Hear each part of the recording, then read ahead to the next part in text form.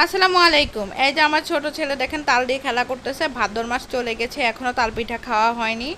ভাদ্র মাসে তালে পিঠা খাওয়া হয়। এই যে আর তোহার বাবা তাল নিয়ে আসছে। এটা মূলত ভাদ্র মাসের তালেরই ভিডিও।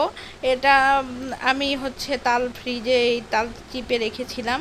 আর আমার ছেলে হচ্ছে এই বছর প্রথম তাল দেখতেছে, কারণ আমার ছেলের বয়স হচ্ছে 1 বছর। এই যে গত বছর তো ছোট ছিল, তাল দেখতে পারে না, এই বছর দেখেন তাল নিয়ে খেলা করতেছে। এই তালটা এখন আমি রস বের করব। এই যে দেখেন রস বের করতেছি, রস বের করে ফ্রিজে রেখে দেব। আর যখন সময় হবে তখন তাল পিঠা খাবো। এটার থেকে এই যে এতটুক, একটা থেকে 3টা বীজ ছিল, এই যে এতটুক তালের রস বের হয়েছে।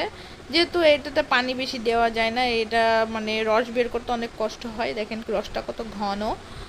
এগুলো চিপে নিতেছি, ফ্রিজে রেখে দিব, সময় সুযোগ পেলে তালপিঠা খাবো। এই যে দেখেন ফ্রিজে রেখে দেওয়ার পরে ফ্রিজ থেকে বের করে নিয়েছি। প্রায় হচ্ছে 1 মাস পরে এই যে তালপিঠা খাচ্ছি, তাল নিয়ে আসার 1 মাস পরে। এই যে এখানে নারিকেল দিয়ে দিলাম, আর হচ্ছে চিনি আর চাউলের গুঁড়া অ্যাড করব।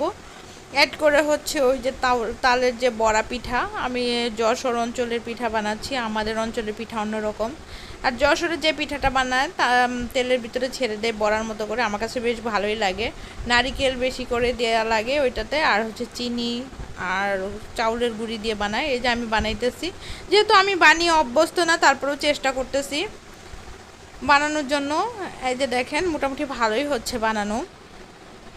তালের রস আমি ফ্রিজের ভিতরে প্রতিবারই অনেকগুলো করে করে রাখি, কিন্তু পিঠা খাওয়া হয় না।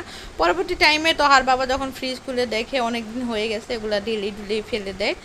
কি করব আর, বোতল দিয়ে একদম ফ্রিজ বন্ধ থাকে, তখন আর ফ্রিজের ভিতরে জিনিসপত্র রাখার জন্য জায়গা হয় না। এখন কী করব, তখন আর তাল পিঠাও খাওয়া হয় না, ওই তালের রসগুলো ফেলে দেওয়া হয়।